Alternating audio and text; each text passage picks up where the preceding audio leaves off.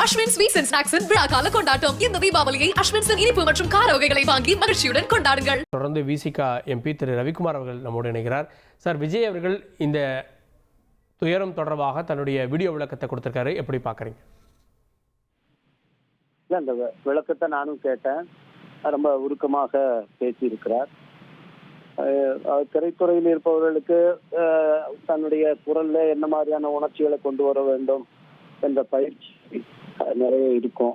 எனவே அதை நாம் சொல்ல முடியாது. ஆனால் அந்த வீடியோவில் அவர் சொல்லியிருக்கிற விஷயங்கள், முதல்ல தன்னுடைய வருத்தத்தை தெரிவித்திருக்கிறார், அதெல்லாம் சரி. அடுத்ததாக என்ன சொல்றாருன்னா, போன இடம்லாம் நடக்கல, இங்கதான் அப்படி நடந்திருக்க, காரணம் என்னன்னு மக்களுக்கு தெரியும், அது பின்னால அந்த உண்மையெல்லாம் வெளிவரும் அப்படின்னு சொல்லும் போது, ஏதோ வேற சில பேர் சதி செய்து அதை செஞ்சிட்டாங்க என்பது போன்ற ஒரு பொருள் தொனிக்கிற மாதிரி அவர் சொல்றாரு. இது ரொம்ப ஆபத்தான ஒரு கருத்து. ரெண்டாவதா ஏமால் நடவடிக்கை எடுங்க, மக்கள் மேல கை வைக்காதீங்க அப்படின்னா, மக்களுக்கு போய் முதல்ல நம்முடைய முதலமைச்சர் அங்க போய் அன்னைக்கு நள்ளிரவிலேயே போனவர் முதலமைச்சர். தமிழ்நாடு அரசினுடைய விரைந்த நடவடிக்கை காரணமா தான் அதுக்கு மேல மருத்துவமனைக்கு போனவங்க யாருமே உயிரிழப்பு இல்லாம பாதுகாப்பு முடிஞ்சிருக்கு. அது மட்டும் இல்லாம அதுக்கான இழப்பீடு எல்லாமே தமிழ்நாடு அரசு மிக சிறப்பா செயல்பட்டுங்கிறது எல்லாருக்குமே தெரியும்.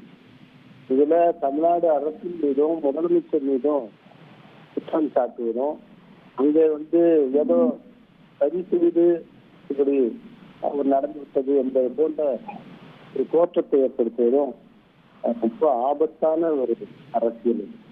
இதுதான் திரு விஜய் அவர்களுக்கு நம்ம ரொம்ப எச்சரிக்கையாக இருக்கு.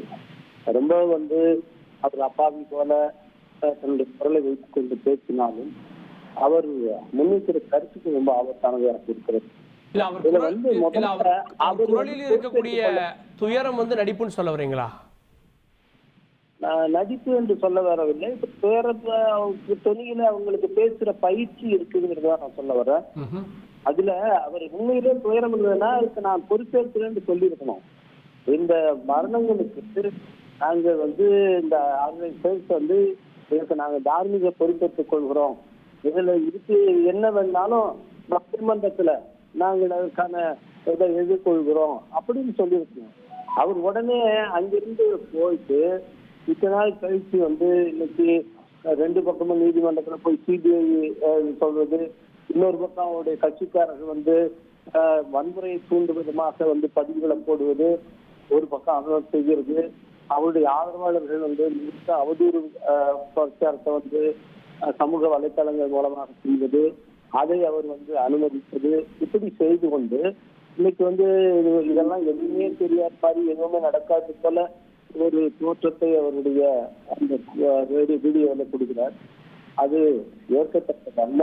அவர் இது போல மற்றவர்களை பழி சொல்வதும் அவதூறு செய்வதையும் நிறுத்திவிட்டு, இதுல முதல்ல அவருக்கு தார்மீக பொறுப்பு இருக்கிறது என்று ஒப்புக்கொண்டு அந்த மக்களுக்கு முதல்ல போய் ஆறுதல் சொன்னார்னா அதுதான் ஒரு தலைவருக்கு அழகு.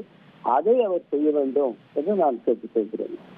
நன்றி திரு ரவிக்குமார், இணைந்து உங்களுடைய பார்வைகளை பதிவு செய்ததற்கு நன்றி. தாவேக தலைவர் விஜய் இந்த கரூர் துயரம் தொடர்பாக அவர் தரப்பு விளக்கம், தாவேகாவுடைய விளக்கம் என்ன அப்படின்றத வெளியிட்டிருக்கிறார்.